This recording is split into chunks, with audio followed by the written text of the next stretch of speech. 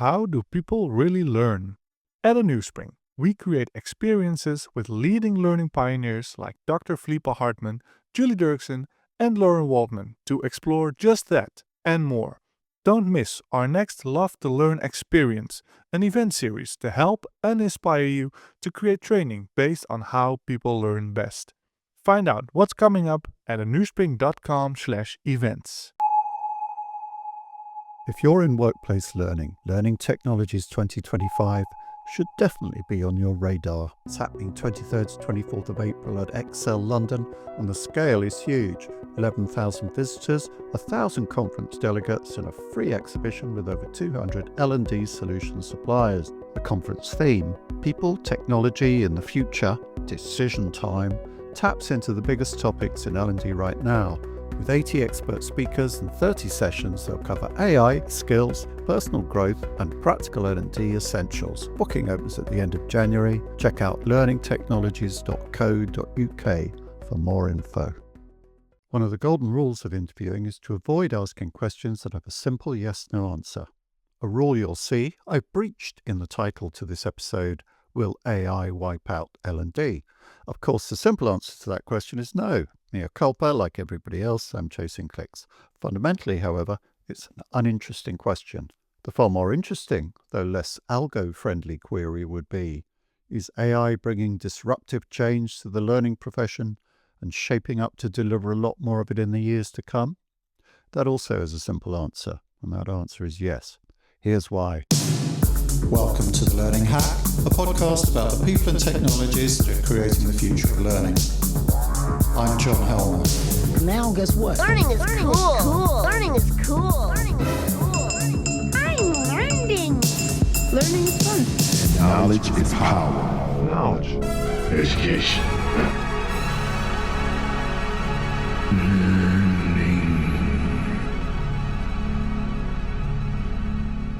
We've covered AI from a variety of angles on this podcast over the last 5 years, but in this episode, for the first time, we're drilling down into what impact it's having, and will increasingly have, on the practice of learning professionals, especially those in corporate roles, but also in the wider context. To do this, we talk to somebody who has a very hands-on background in implementing projects and is also writing a book about the subject. Who is he? Hack Facts.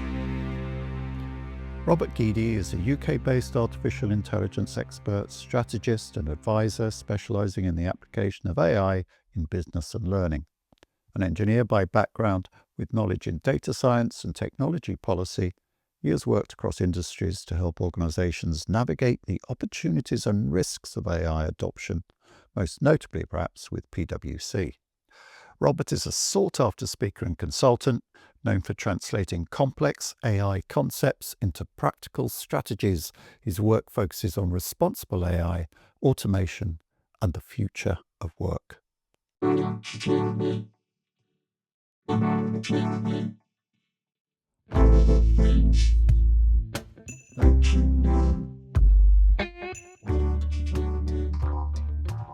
So Robert, it's a great pleasure to have you on the podcast. Welcome to The Learning Hack. Thank you very much. It's a pleasure to be here and look forward to having a conversation. Yeah, Robert, I understand you're writing a book about AI and L&D. So I would be feeling in my duty as an incisive podcast interviewer, I wish, if I didn't ask the obvious first question. What makes you think the world needs another book about AI? And implicit in that question as well, it's rather rude, why are you particularly placed to write it? So what in your background do you think gives you a particular perspective that you want to bring to the world with this publication? Yeah. No, they are good questions, and I'm glad you brought them up front. Another book on AI. Well, I guess there are lots of books, but this is an extremely new and broad field. I mean, I say new, obviously AI, the larger question, has been around for, over sort of 80 years. But the generative AI has really kicked off the conversation for everyone, not just the data scientists. So I think it's a big topic. So you kind of need to chunk it down into smaller topics. Once you've understood the overall premise, then you need to sort of work out how it applies to your job. So what I'm trying to do with this book is to help L&D leaders and indeed people leaders and anyone in the C-suite understand how generative AI could really change the game for learners. We might talk about it a bit later, but I've always been looking at L&D from a point of view of self-serve, because as somebody myself, and this kind of comes onto your second part of your question, someone myself who's been, if you like, a frontline worker. I was a manufacturing engineer at Ford Motor Company installing production lines. I was a consultant in a Big Four as a transactions, merger and acquisitions advisor.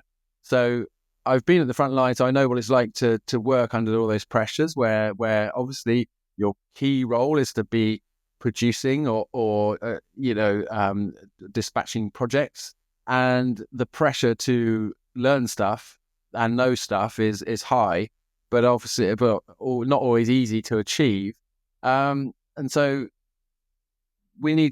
AI gives us the opportunity to serve that knowledge to people very directly in the flow of work, if you like, and also potentially give them a coach in their pocket. So you might have heard of AI coaches that allow people to have good advice at any moment of the day.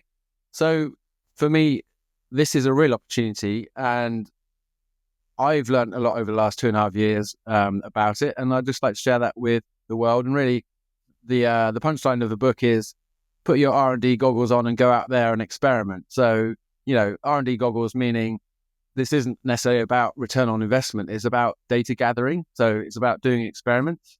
And the book helps talk you through how do you get to the point where you can do an experiment in a business which traditionally probably isn't well set up for such a thing. You mentioned your background as an engineer there and production lines for Ford, and that's making me think, I wonder if that background gives you a view on the automation of industries, which obviously is the theme with AI. We're beginning to automate kind of white collar work now, but something that's happened in car factories. I know this because a while ago, one of the weird jobs I had is writing a factory tour for a car manufacturer in the north, and looking around the factory, and it was really noticeable that different parts of the factory, particularly in the bit where they kind of actually weld everything together, 60% robots. And then there was automation in all parts of the factory that had crept in since, anything I knew about car manufacturing. But particularly in certain parts of it, there were more robots than humans in there. So that is a process that's happened in manufacturing that of kind of physical things that must have been very obvious to you as it happened.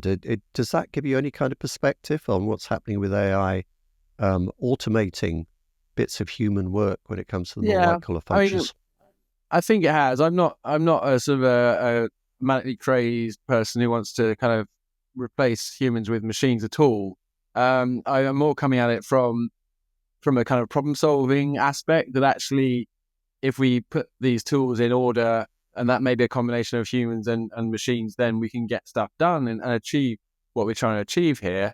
Yeah, which in this case is getting the knowledge to the person when and where they need it.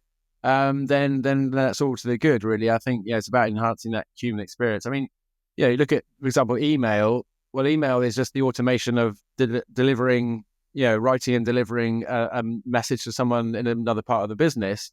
That is a kind of automation, right? So automation isn't about robots that have big arms swinging around and putting things together.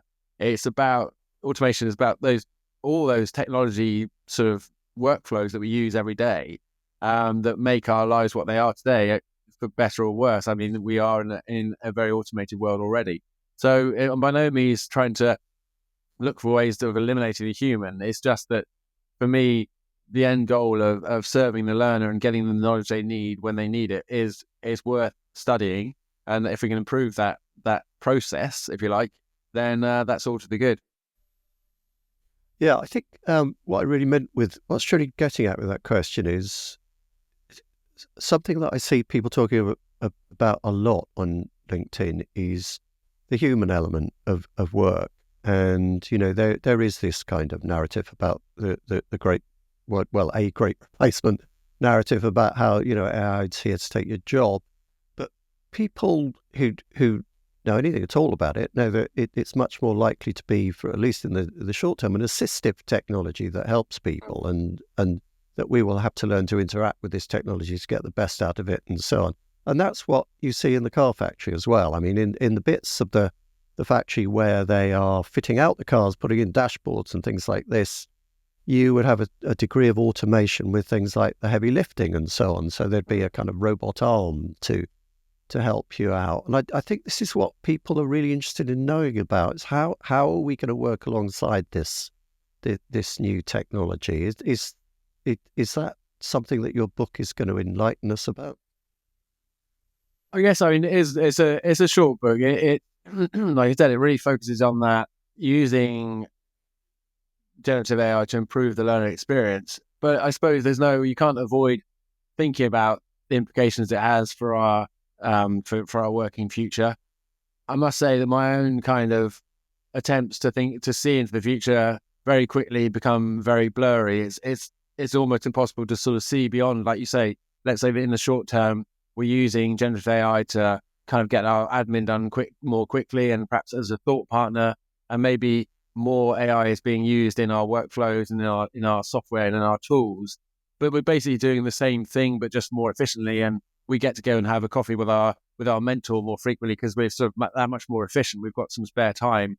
I think you get to that point and you think, well, that's I can sort of see how that rolls out. But then, in terms of if processes start getting automated and like you say, the robot arm did put out of work a certain class of workers, they then went on to find other work elsewhere.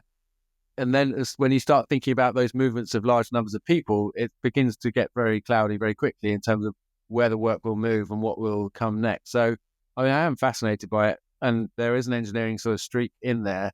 But I suppose for me, the engineering streak is more about the problem-solving kind of attitude of just keeping going and trying to understand the problem and breaking it down. That's really where my engineering kind of vision comes in. Refreshing lack of futurology going on here, which is good. Your pitch to me for this episode, zooming in on the learning kind of theme here, your pitch to me for the episode was AI as an existential threat to L&D. In other words, will AI eliminate L&D?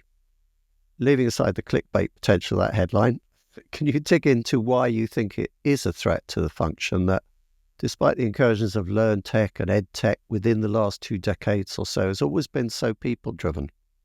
Yeah. I mean, you're right. It is slightly clickbait. There's a law, or kind of a jokey law about journalists, and any headline that ends with a question, the answer is going to be no, because it's just like you say, a clickbait question, which essentially can't be proven, but it gets people to read. Will this be the end of L&D? Well, no. But I guess it's both a threat and an opportunity, because I think for the L&D folks who see generative AI as a way of unlocking coaching and learning in the flow of work, which traditionally we haven't been able to reach because of the technology just hasn't been there to do it at scale. It's been uneconomical to reach people through a vast number of coaches, and a vast number of kind of resources which are there on tap. So L&D has the opportunity to kind of own that, if you like, to put it parochially, to sort of spread across that new realm, which heretofore hasn't been really available. So that's the massive opportunity. But if we don't do that as L&D, then we will sort of get put in that bucket of, well, they're the guys that do the sort of, the face-to-face courses and the compliance sort of thing, and we get boxed into that. Now, that of itself is not a threat, but we still need to, as you will know, and you'll read this every time you sort of open LinkedIn or any other discussion about L&D, we do need to get better about valuing that and demonstrate the impact of that. And that's almost like a separate debate. But the question is whether L&D ends up being the bit of the organization that does experiential learning and compliance and those other things that we sort of currently do, or whether it begins also to then work for the coaching and in the flow of work. Because the risk is that if you're a sales director in a company and you go to a trade fair and you see there's an AI powered sales coach, and you go ahead and you buy that, you place an order, well, you've just cut out the L&D team, and that salesperson is going to say, my numbers have just doubled because of this coach, and therefore the C-suite would then be thinking, okay, so AI tools are not through L&D, they are direct. We're going to solve our own problems. Your manufacturing engineer buys some sort of video system that watches someone work and it gives it a health and safety report. I mean, that's not far away, but that could have been an L&D sort of like function, whereas now that leader has gone direct to the market and solved his own problem or her own problem. So those are the two sort of extremes I think that I see. L&D either kind of really own this and sort of master it and become the conduit for it in a value add sort of way, or they become kind of squeezed down to a smaller box, which although that may not be a bad thing, because we can really do a lot more with that sort of that end of the spectrum. And that's really the sort of the choice. It's a choice that our organizations and our leaders will make through probably over the actions they take over the next 1 or 2 years in this field.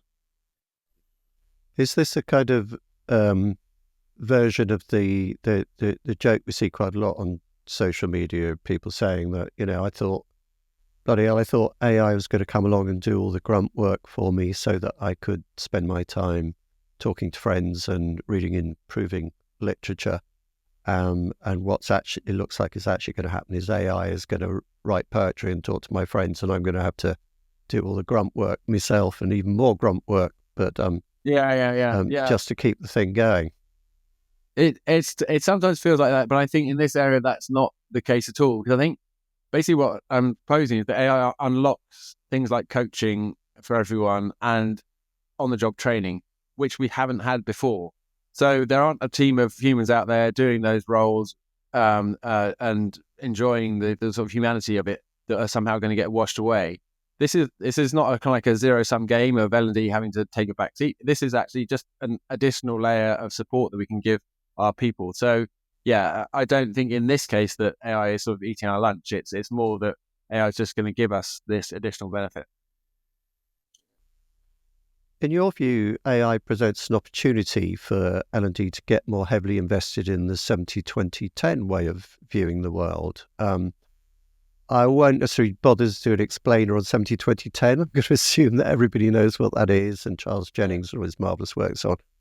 How exactly do you see AI being used within the 20 and the 70? I get it within the 10, and you're saying that's the bit that it can do, like formal learning, structured classes and learning programs and so on, and that's what it's been set to work on designing already.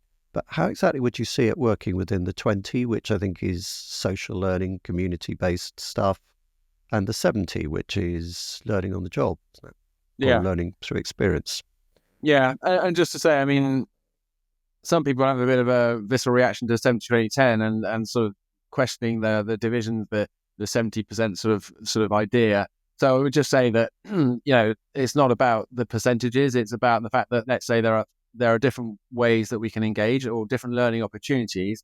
And one end, you've got the formal, and then in the middle, like you say, the sort of social or the coaching. And at the other end, it's more in the flow of work. So let's just sort of, if we just stick to those kind of buckets, if you like.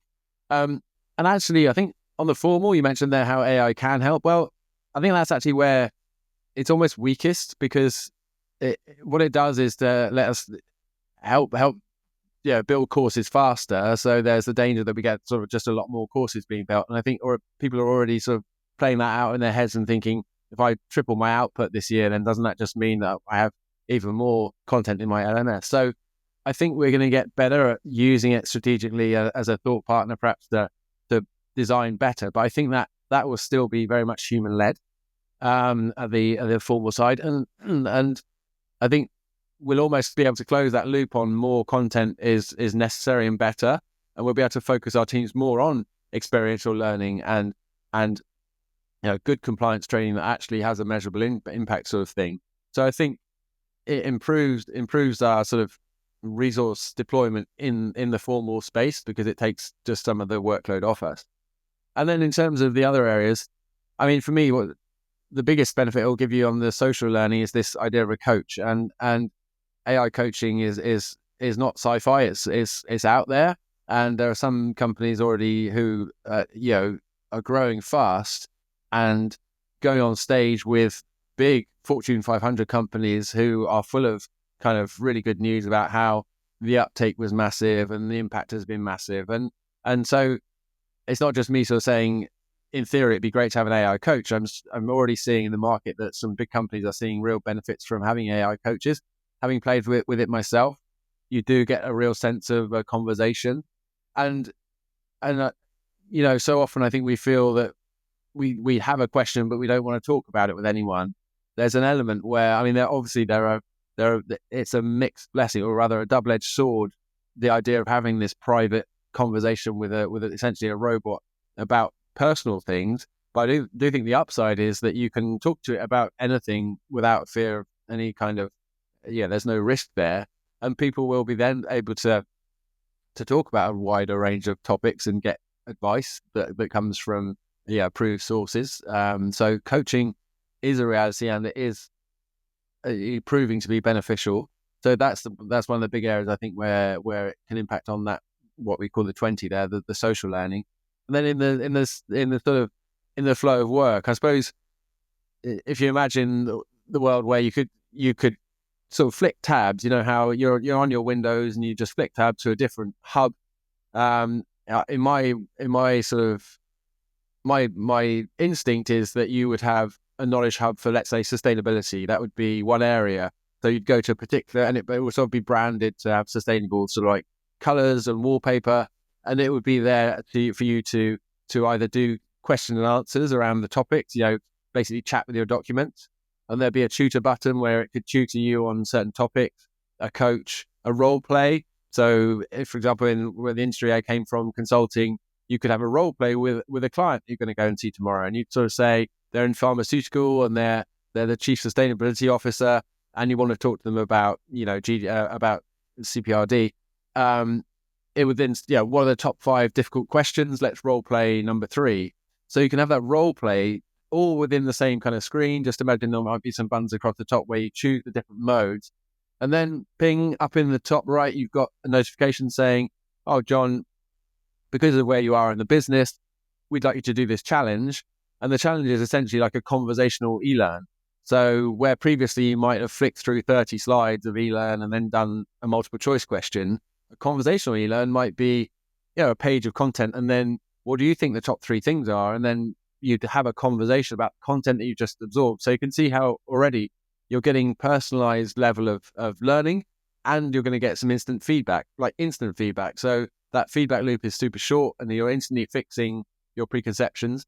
And then sort of the next level then is that you can then start to potentially, and ethically, I suppose there's a big discussion to be had here, but could sort of say, well, John's came in and he answered a couple of questions. He was clearly a bit of a novice. I'd give him a 3 out of 10. And then, but by the end of it, he got to a sort of a 7 out of 10. And then maybe in 6 months' time, you could ask similar questions and say, oh, John's dropped back to a 4 out of 10, or he's gone to a 9 out of 10 because he's clearly using this in his everyday work. So in the same way that in higher education and in school education, AI is being used to grade papers, if you like, and this is an established kind of, there's quite a lot of science around this. We could begin to use LLMs to genuinely get a measure of how somebody has moved along a certain spectrum, using LLM to grade people in that sense of novice, intermediate, or expert levels. So I think for me that those are the 3 main areas. It's sort of supporting you with content, not doing it for you.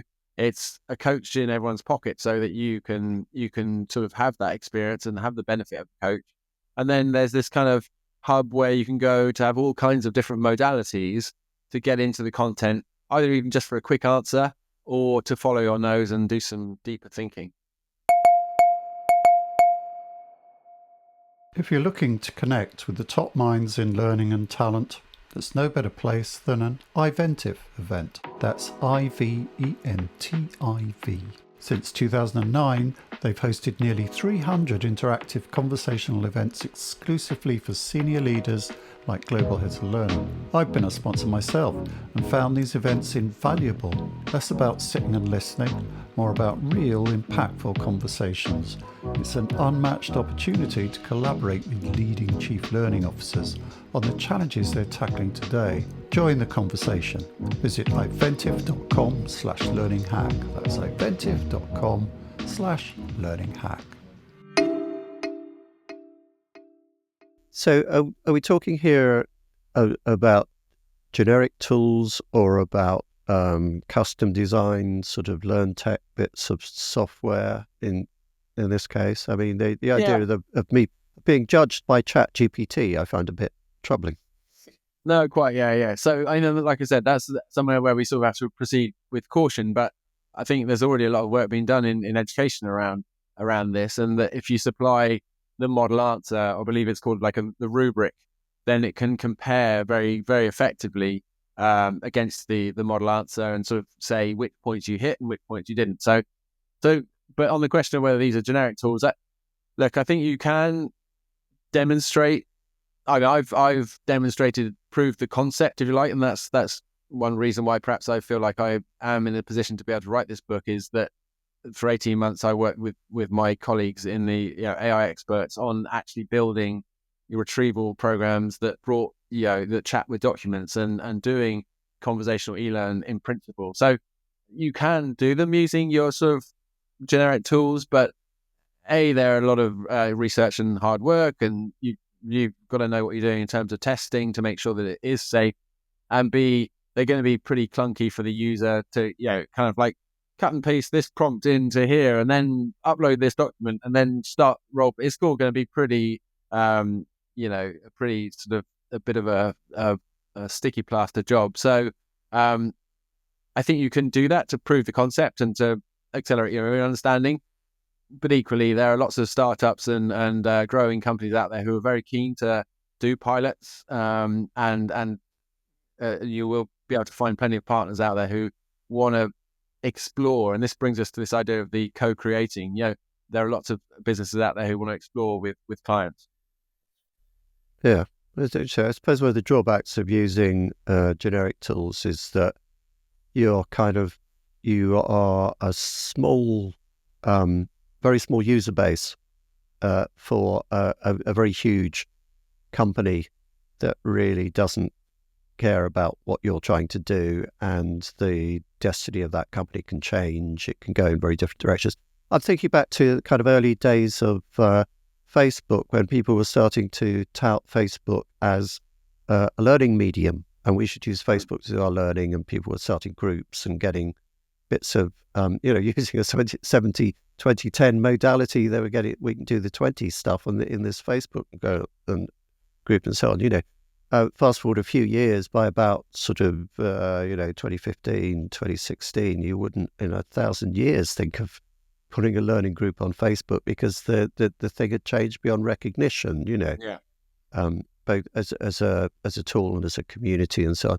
And one can envisage similar things happening with OpenAI and what have you going forward. Yeah. I mean, even at a technical level, there's a thing called model drift. So a task which OpenAI did today model really well. drift. Sorry, what was that again? Let's pin that one. I'd like double click on that, as they say. Model drift. That's great. Yeah, exactly. So let me the example. Yeah, the basis is that yesterday you gave it a prompt which may be quite complicated and it executed a task very satisfactorily, but you did it today and it just failed to kind of make the same connection.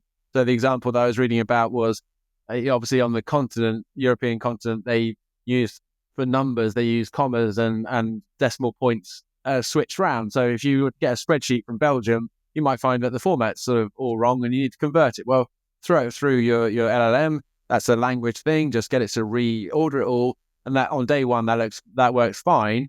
You run it on day two and it sort of fails to do it. And you sort of think, well, that's total fail. I mean, like, you can't rely on something which one day does a brilliant job, the next day completely fails to do it. So, model drift is one of the that's what they call it. That things do not always happen the same, irrespective. You think all the constants are the variables remain constant, but there's things going on which you can't necessarily explain. Yeah, I love the fact that I've now got a 2-word phrase to describe why. I spent a certain portion of yesterday shouting at the screen at ChatGPT for failing to do something which it had done perfectly well the day before, asked with, faced with the same prompt. Thank you very much. Listen, one tip on that is if you kind of encourage it and tell it, you say, you can do that, you can do it. I know you can.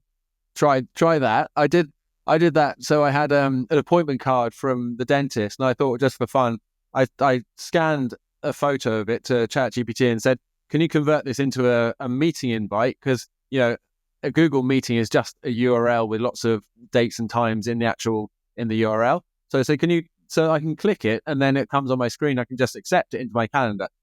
That sounds fine. And it kind of said, oh, I can't connect to your systems and create a Google Calendar. I said, no, I just want the URL. You can do this. And then it did it for me. So, I mean, there's encouragement, and there's also things like you can sort of say, I'm going to lose my job if you don't do this for me. That apparently is quite effective. Yes. Also saying things like, I'll pay you $200 to do it. That's another thing that apparently moves the needle. So, yeah, a little bit of cajoling might help. Yeah. Okay. As long as it doesn't then ask for the number of your PayPal account, whatever. Yeah. The $200 has been taken from your account.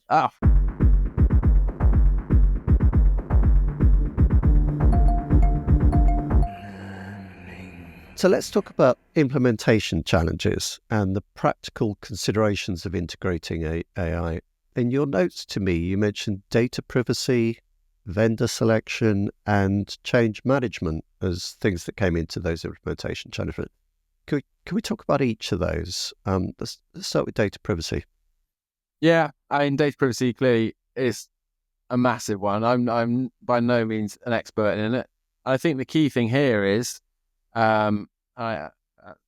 this is like sort of covers all three of these really, is that I think along with approaching this with an R&D mindset, which is to say, we're not doing this for kind of bang for your buck, we're doing this to gather the data. And look, I think there's a good chance you'll get a positive outcome, but you've kind of got to frame it as such. I think you need to, from the start, need to present this to your leadership and say, this is something we're doing, okay?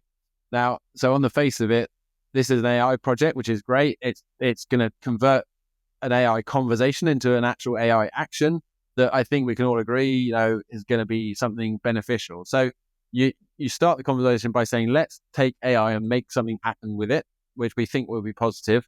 I think that starts to open doors, because I think everyone wants to start seeing some real payback from all of this investment. So that then will involve a conversation with your IT people and your procurement people. So you've opened that agenda, and I think you've really got to get that rubber stamp from a senior leader to say, "Yep, I'm sponsoring this. This is worth doing. IT, you need to sort of help with this."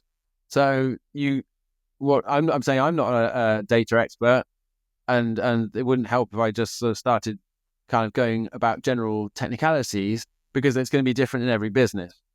What you need to do then, so therefore, is to sit down with your IT guys and girls and sort of have that conversation. And then there's also the legal and risk people who need to be involved to sort of make sure that we're going to enter into this. These are our red lines, and these are the things that we're going to have to discuss, and let's move forward. So, because there's already a lot of thinking being done about this across the business. So, although we probably don't have any real understanding of these issues, other groups have been working just as hard as we have to get their heads around their subject area. So I think the thing about data privacy, obviously, it's going to be it's a team sport. This whole endeavor is a team sport. So engaging with your IT, risk, legal people is going to be the way to crack it. But yeah, I mean, I think we've all sort of heard the bullet points around why this is important and what the areas are. But I think how you crack that is going to be specific to your organization. So I think engaging locally is going to be the way forward on that. So good tips about having the conversation. Yeah, vendor selection. Yeah, vendor selection, I think like I said, there are a bundle of sort of startups out there and mid-sized companies. And as you know, lots of incumbents sort of who've who've put AI stickers all over their work. I think vendor selection, the first step really is what problem are you trying to solve? Do you want an authoring tool, or do you want a coach, or do you want, I've even seen some tools which are kind of like a strategy discussion tool. So you've been given this organizational challenge. What would a learning and development response to that look like? And it's trained to have that conversation with you. So that's right up the funnel there in terms of a strategic conversation. And then you've got your kind of your learning needs analysis, or all those stages that we go through in terms of the production. Then you've got the implementation, which might be a coach, or it might be a conversational e-learn, or whatever it is, the tool itself. You might say, I want to get a coach, or I want to get, a Q&A kind of situation where I can chat with documents. Or it might be in the measurement side as well. We talked about how LLMs could help measurement, but also how about a system which actually connects to other HR data? That's another brand of startup out there. There are people out there sort of saying, we can demonstrate impact because we plumb into your data. And so across that spectrum of the, let's say, funnel of activity where we get to impact, you've got to choose your slice. And let's say you go for coaching bots. Then you go to the market and you select based on, for example, as part of my book, there's a click through to a vendor map. So I'm got a list of AI powered coaching bots in there. So you could select from there, or you're at a trade fair and you're looking specifically for those conversations. So you've chosen your slice of the funnel. You've highlighted 3 vendors, for example, and then you're going to bring them in and you're going to talk to them about the details, and you're going to listen to the great things they say about themselves, and then you're going to cross-pollinate that with the other. So, if someone says, we are really hot on data protection, and you say, well, how do you know that? What do you mean? They say, well, we have data centers, blah, blah, blah, with, armed guards around them, whatever it is. Then you can use that strong point to then quiz the other vendors to sort of say, well, have you got armed guards around yours? And I think there is a learning process that you're going to have to go through, and there's a judgment that you're going to have to make. But I think you get 3 vendors in and have a very robust, rigorous kind of exchange with them to select based on their answers, and I guess to a certain extent who you feel comfortable partnering with. Because, like I said, this is so new that really we don't even know what the different products need to look like. There's sort of like they'll have a platform that they'll say, well, what do you want to do with it? Yeah, that's what I was going to say. Is that it seems like your answer there, your first response kind of assumes that there is a fixed typology, or at least some kind of taxonomy of these tools. And I've got a lot of experience in this because I've been on the other side of the fence, kind of writing brochures about as a marketing person for vendor companies about the vendor proposition and so on. And I'd see it from the other side as well. I know how confusing it is for buyers to go around those stands at exhibitions, and to try and work out just what these people are doing, because the language it's so full of kind of flim-flam and all that. Yeah. But also, one thing that kind of emerged at one point with it was a problem and then kind of stopped being a problem, was that there just didn't seem to be much of a fixed taxonomy for e-learning tools. We knew there were kind of learning systems and different types of learning tools. To an extent, that kind of got sorted out, and the analysts like kind of Redthread and Fosway and so on did a pretty good job on that. Now it seems with AI, we've got a whole nother load of. It's like somebody's taken another whole load of horse manure and shoved it over the rose patch, and we've got to try and separate the roses from the orchard. All over again. Is there really? Is anybody giving us a kind of taxonomy of AI learning tools? Well, that's like I said, one thing I've sort of worked on as part of the book is that click through to a map or a landscape of the vendors and where they sit in terms of. I mean, some vendors obviously go across those activities in the funnel. So one vendor might have coaching and Q&A kind of competency. But that's certainly an emerging. That's part of the work I've done. Yeah.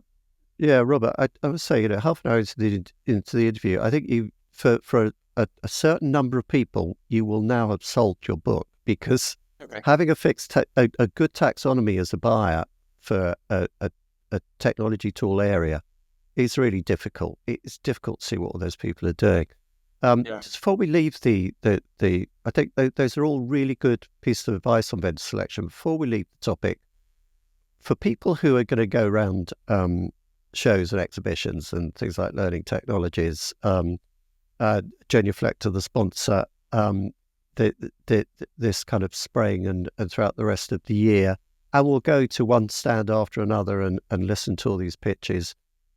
Do you have a killer question that would help them sort out the wheat from the chaff? In other words, what is really going to sort of separate somebody who knows what they're talking about and doesn't about on this subject? I think that's a good one. I don't have a killer question. I sort of think there isn't just one dimension that separates the good from the bad. And I get it. For me, the key thing is they're going to come in and do their pitch, and you can react to that, and you sort of say, well, do you know what I need is for the background to be green and to have 5 buttons at the top, not 4. Can you do that for me? And they'll probably say yes, because they're salespeople. And you say, well, can you come and demo that to me in the near future?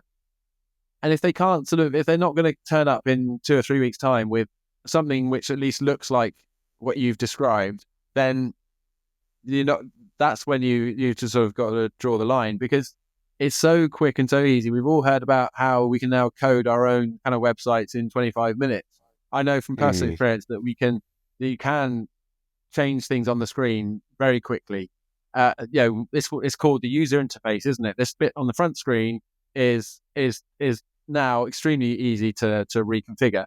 So I think it's kind of hard when you're just having the flim-flam conversation at the stand, but I think you should be able to sort of say, do you solve this problem? Do you actually do AI coaches? Well, no, we don't really. Are you on my list or not? And that's having this laser focus on what problem you're trying to solve.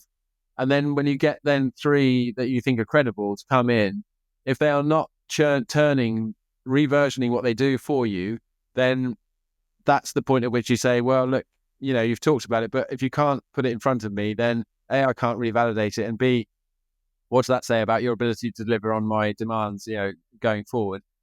We are in a unique situation. It's a buyer's market, because there's lots of venture capital money going into this.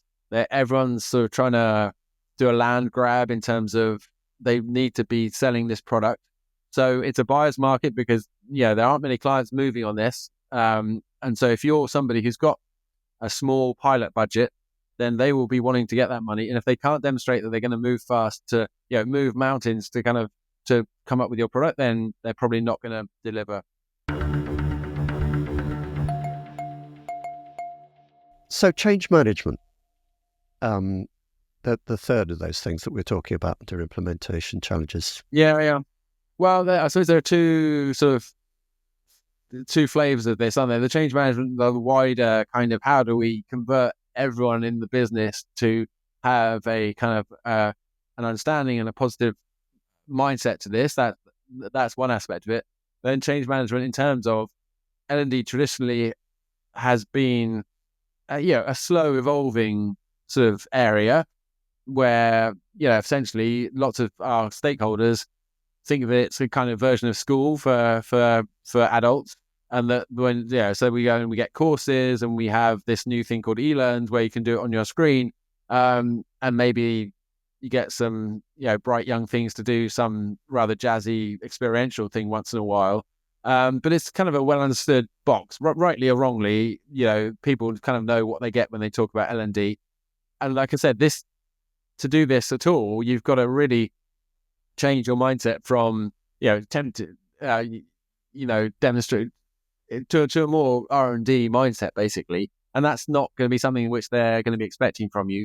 But on the other side, every other meeting they have is about how can we innovate, how can we develop new things, how can we convert this investment into a tangible benefit for our people.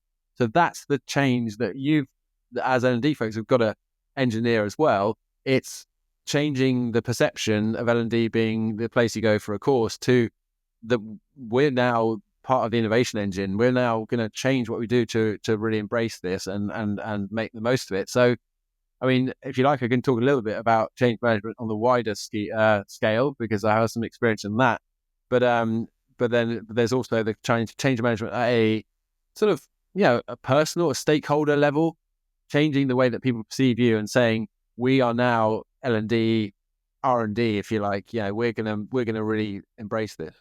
So discussions of the AI future I see on LinkedIn nowadays almost always talk about agentic AI. That's an AI that has agency, that can do other things for you apart from just kind of answer questions within a screen, as being the place we're evolving towards. What the implications of this development for L&D as you see it? We had a kind of I did an interview with Nick Shackleton-Jones in this season.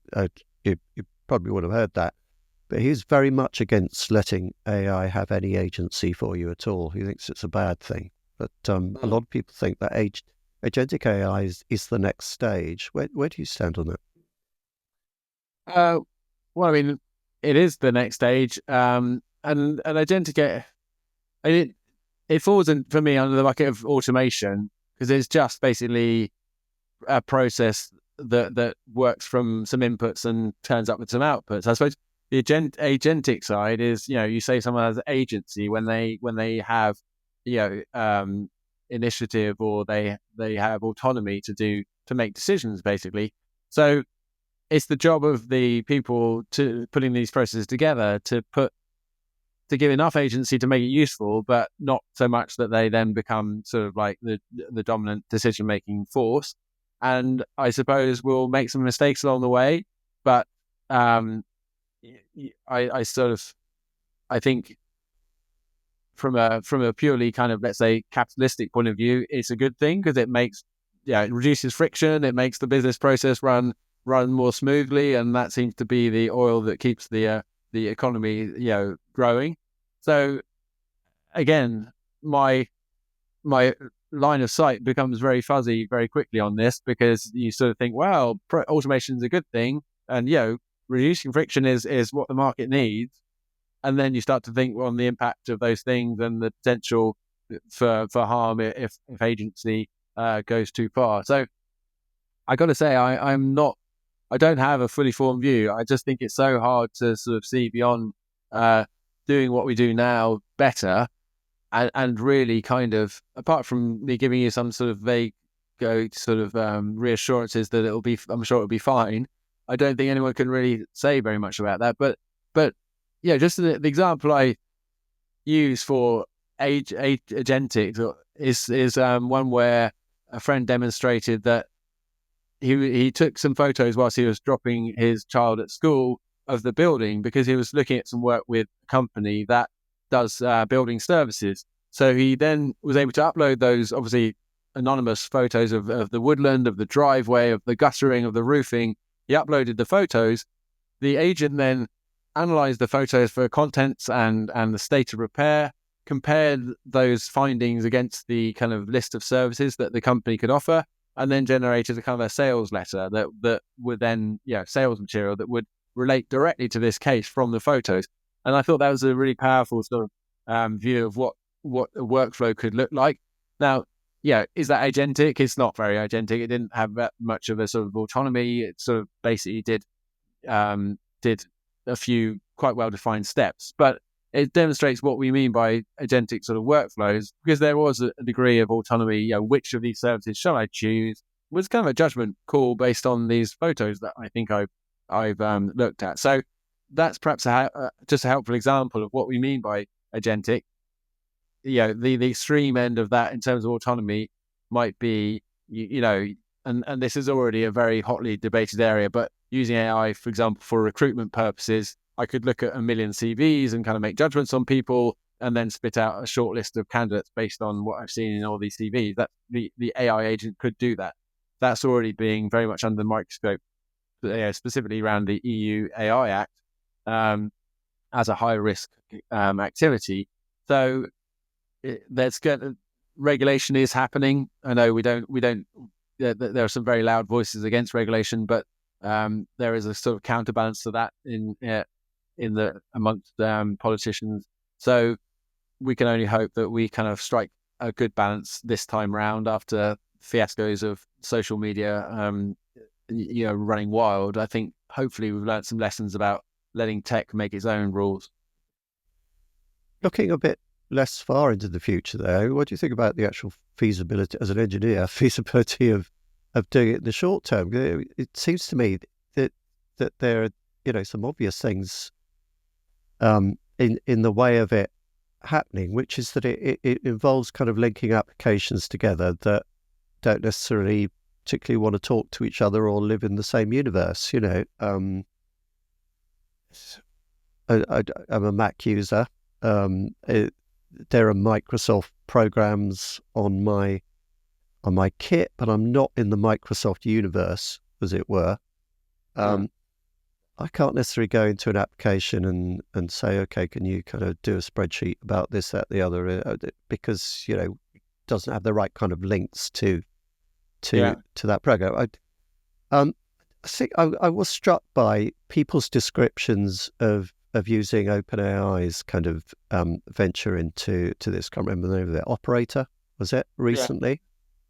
Which I'm not going to shell out 200 quid for, I'm afraid, because they gave a list of stuff that it could do for you, that none of which things I wanted to do, but they seem to be to kind of depend on them having links with certain other organizations which could book a flight for you or a ticket to the Super Bowl or one of those things. So I mean, if it's a matter of kind of companies talking to each other, forming alliances, APIs and all that stuff, or it could be done, that just seems like it's incredibly clunky and it's going to take a long time to do. And it reminds me of when Amazon first started. We thought, this is so wonderful. There's a website, you could order a book. But as e-commerce began to develop, it just looked like people talked about the last mile was the tough thing in making this work. And it was a huge effort to bring that stuff into the real physical world. And people who'd been programming computers suddenly had to learn how to sort of set up warehouses and logistics and fleets of vans and all the rest of it. And it's now moved on to the drone world. But surely it's going to be a much bigger endeavor to bring all those things together in a way that makes it into a usable application than it is to sit down and write a load of code that can, write you a CV in the style of Robert Browning or whatever. Yeah, I don't know. I think the internet is something that's been created by for human consumption. If you think of the content, the actual information on your average website is actually could be distilled, quite concisely, but there's lots of flim flam around there, to make it marketing kind of impressive sort of thing. So I think things like Operate are struggling to navigate through websites because there's so much kind of noise that is there for the human and to make that sort of human impact. Whereas the actual information is very much more straightforward. And I think what will evolve fairly quickly is a kind of a machine to machine communication that might happen in the background that allows these things to happen extremely quickly, and where it's mutually beneficial for my search engine to be able to connect to your flight booking service extremely quickly because I get a happy customer and you get a sale. You guys are going to work on that together and solve that.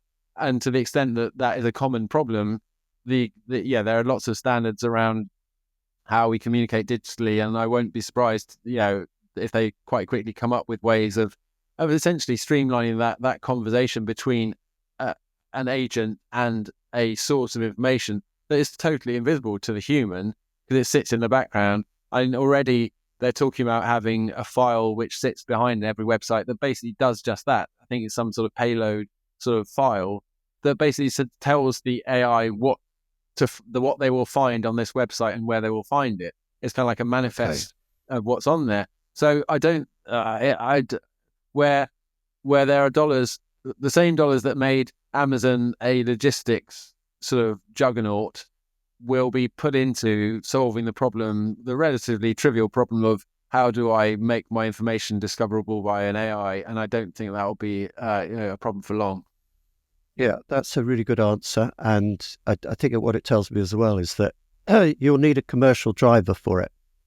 And in the learning world, there isn't always a commercial driver. So, I mean, it's always been the case that kind of learning technology piggybacks on the back of more commercially driven generic tools.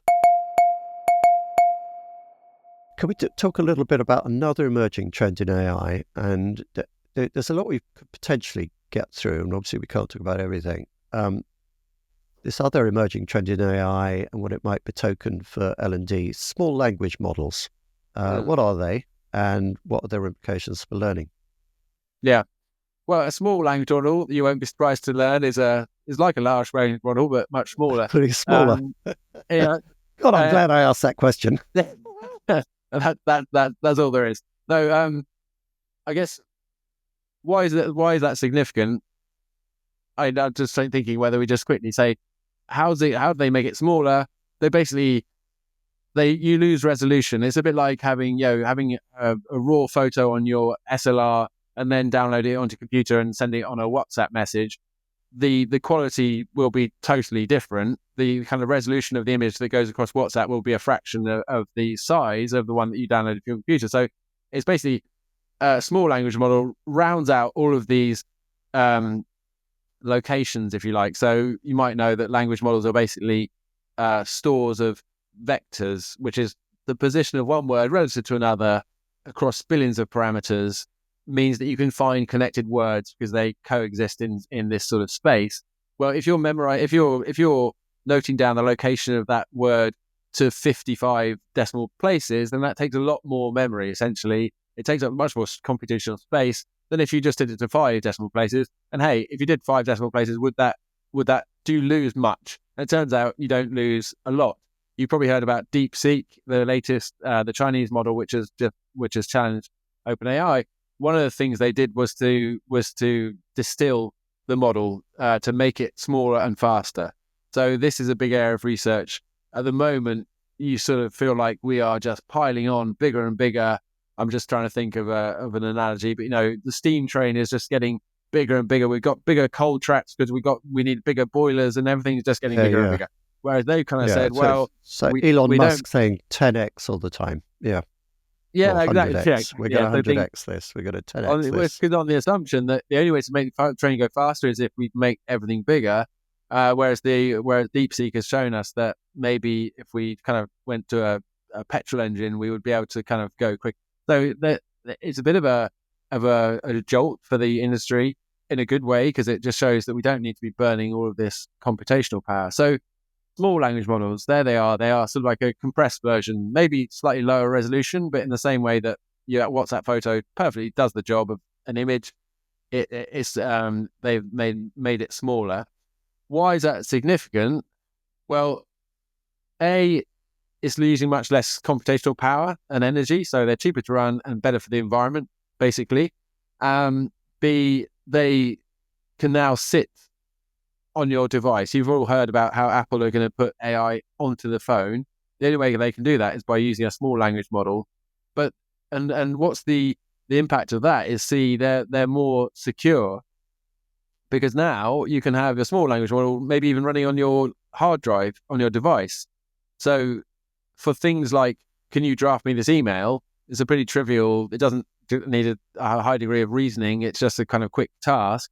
Maybe that's going to run off a small language model on your machine, and it's always there. Even if the internet goes down, you've still got your language model. It's actually on your device. And B, it's much less power, and the security risk is much lower. So your data privacy and security is much better. So for a lot of reasons, small language models are beneficial. And I think we're going to get into a phase where we'll get much better at choosing the model for the task, according to what the task is, and not just always using the Rolls-Royce to do when you just want to go down the shops. You just jump in the mini metro. So, that's really why they're significant, I think, because they, make things safer, more security point of view, less costly, money-wise and environmentally, and, they do the job that you need doing in the moment. And that may be part of the solution to the question we had about data security a while ago. When you're engaging a vendor, if you say, well, how does this all operate? Then they say, well, you put a small language model on your server, then that's going to be a win-win. So they are significant. They're a little bit in the future, but they are going to be a bigger feature, I think.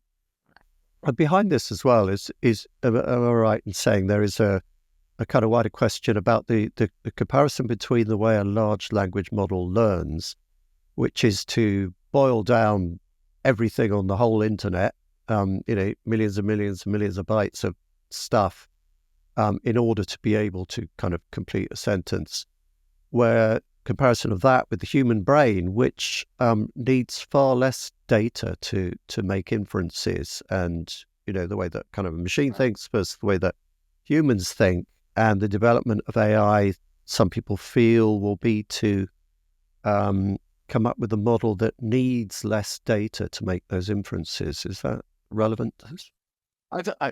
I know it's totally out of my league in terms of the neuroscience around all this. I do have interest, know that there was a research group looking at how much of a language model would you get if you gave it the same amount of data that a 5-year-old has had, for example. So that would be fascinating to see where we get to. But it does sort of suggest, you kind of instinctively think it's probably going to be pretty crappy. Like you said, we seem to be very efficient at making. I mean, you think of the baby trying to learn to speak. I mean, they're just sort of doing some babbling, and after 2 years, they're kind of beginning to speak. And I mean, the amount of data they've consumed, or rather, the amount of feedback and training they've done is minuscule. But I think what DeepSeek is illustrating is they very much piggybacked on the big model to produce the small, efficient model, and they're being sued, I think, by ChatGPT for that. But that shows that maybe, is it Steven Pinker, I think, with his work in linguistics, sort of the idea that we have an instinctive sort of facility for language. So maybe as babies, we arrive with very much a kind of like a preformed. That was Chomsky's big breakthrough. Yeah. Okay. Yeah. Okay. How does the L&D role evolve over time as AI use becomes mainstream in learning? And now I'm asking you to kind of crystal ball a bit, but looking at the next few steps, maybe. Yeah, this is something I was thinking about recently. Thinking about if you were to sort of divide up what your average L&D team does at the moment in kind of like a bar chart of, there's a bit of marketing, there's a bit of graphic design, there's some video work, there's, you can do all the many things that L&D teams do. And then you have this sort of future state of where they'll be spending their time. I like to think that L&D teams will still be designing really engaging content. It may be more of a kind of conversational e-learn rather than just a kind of like a static e-learn with a couple of buttons that you can press. It would be like, well, how could we build a really good conversation around this to tease out somebody's understanding about the content? I mean, that's a really great challenge to give to an L&D team, So hopefully we'll be spending more time thinking deeply about those conversations that we want to elicit with people based on the new content. And, to a certain extent, testing those, sort of thinking, okay, these 10 people really got it when we use this conversational sort of thread. These 10 over here were still mystified. There's just some really exciting work that you could do by fusing instructional design with conversational. So that's really exciting. Marketing, maybe we'll get better at marketing our content because AI can help us produce personalized, recommendations or whatever. What else are we doing? Experiential training, I think, will become more and more valuable because, in a world where everything's going crazy and everything feels like a big machine, L&D will be an area where we can inject a bit of humanity back into the proceedings, and being part of a face-to-face course will be even more of a kind of a prize. So I think we'll be spending more time on building experiential, which delivers something that only recognizing that experiential design, learning delivers something really unique. And that's the thing we don't really make enough of. I think that idea that it gives you confidence in something, or it makes you feel valued as an employee.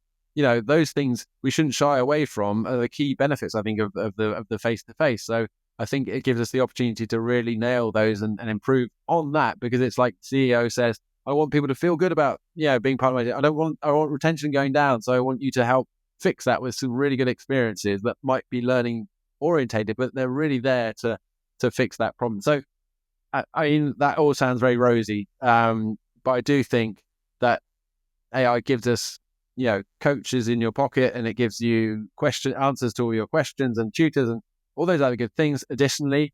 And that means that we can really zone in on what we do well and make the human aspect really more powerful. So lastly, now that you've got us all fired up about this book and we're all gagging to read it, how long are we going to have to wait before it gets published? What timescales are you working to with this, Robert? Well, I'm doing something a bit exciting with the launch, which is imminent, and I'll be able to. You can click through to the site in the show notes. I'm doing a Kickstarter launch now. Kickstarter is a platform which kind of arose out of maybe the board game industry, where you might say, I'm thinking of building this game. If I can get a certain pledge from donors, I will make the game and send you all a copy. So it sort of came from, it's like a funding platform. And the reason I'm doing that is because you can go in and you can simply buy the book, and it's sort of, $5 for the ebook. But then there's also some other, what they call rewards down the side, that allow you to engage more deeply with the content, have one-to-one sessions with me or a group training session. And I'm also doing a cohort-based course around the content of the book, so that we as a cohort can step through this together. We've all got the same challenges around IT and risk and legal, but as a cohort, we can step through this. So you can jump on the Kickstarter page and go anywhere from buying just the ebook to all the way through to sort of one-to-one consulting. So it's all there. So we'll put that link in show notes. Buy us a $5 and you might get to read the book. That's right. Yeah. So that's live now, and we'll be running for 30 days. So get in there quick. We're recording now. What is it? Mid-February.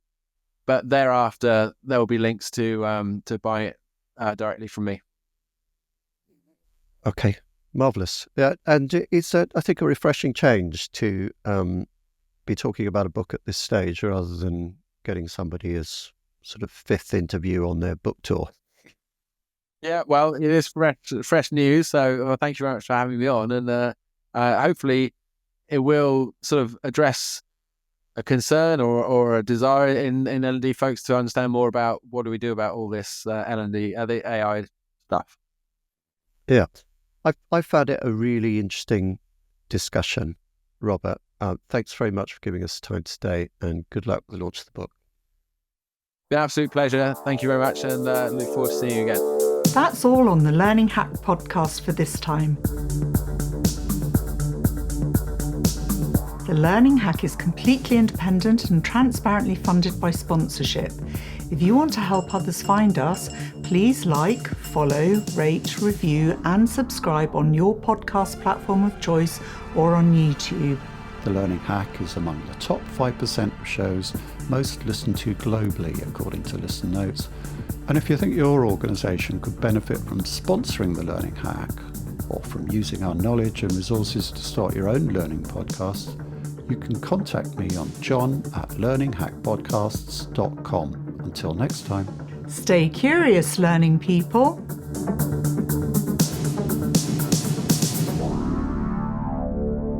Now I finally get it.